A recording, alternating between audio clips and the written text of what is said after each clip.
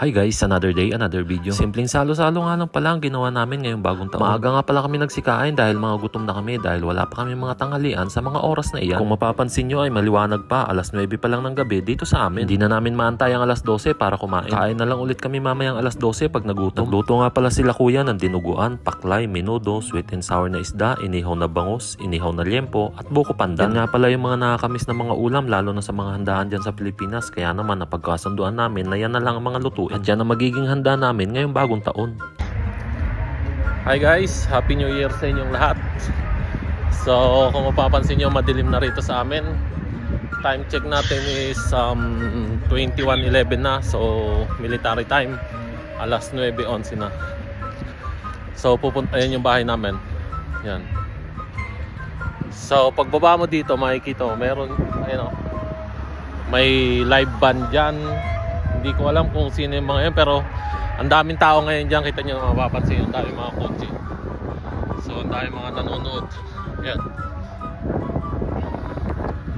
Pupunta tayo dyan para makita natin at makapanood tayo kung ano yung mga kaganapan dyan ngayong gabi. Hey, Mano! Where are you? Going to drink alcohol and get arrested. Fuck you, seriously? Nah, no. Where are you? I'm just going for a ride. Nothing, it's a big event funded by the council. Okay. Yeah. So ano, sabi ng tropa natin, si Osa, meron daw programa ang council dito ngayon sa amin. Para at least siguro para maingganyo yung mga tao rin or malibang yung mga tao. So kaya pupunta tayo ngayon dito. Malapit lang yan guys dito sa amin. Nandito lang yan. Bahay lang namin dyan sa likod. Tapos masaya dito guys. Ayan, naririnig niyo yung mga yung kantahan. Mamaya guys, update ko kayo. So may live band nga pala dito guys. Ito yung first time natin na may experience na ngayon dito. Napakadaming tao.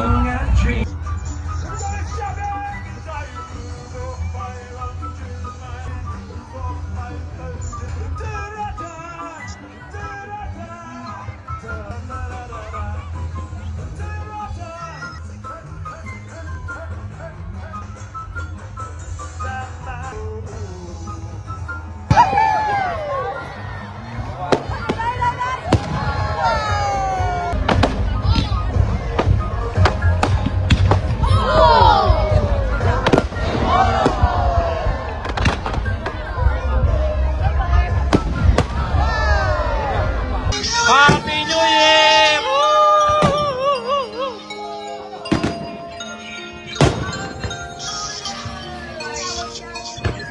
Happy New Year! Baby, Happy New Year!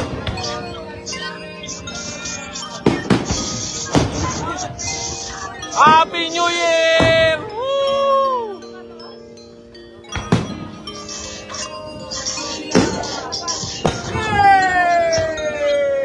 Happy New Year, Mal!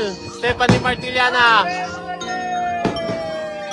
Love you! Happy New Year! Happy New Year!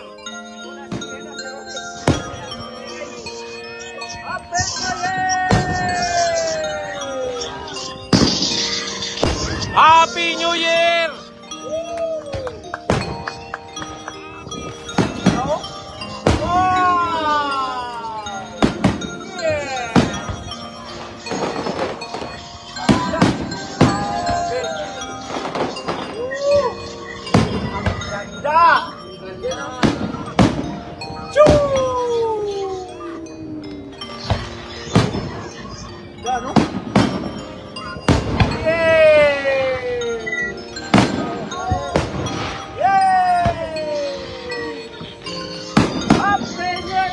Happy New Year!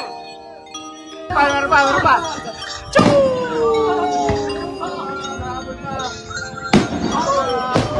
Happy New Year!